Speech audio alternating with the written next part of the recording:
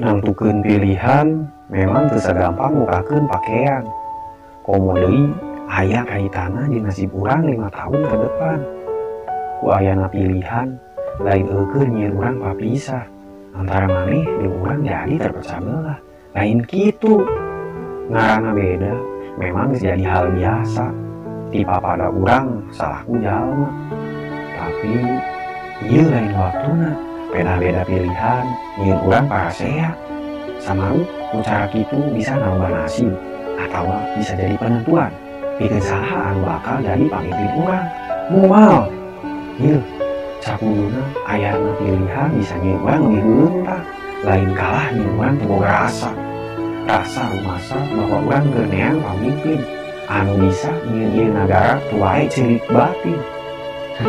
Kanggo saha wae anu engke nepikan tujuanna tos salib dina hiji jabatanna ti urang salah jalma anu bodoh kana politik. Maaf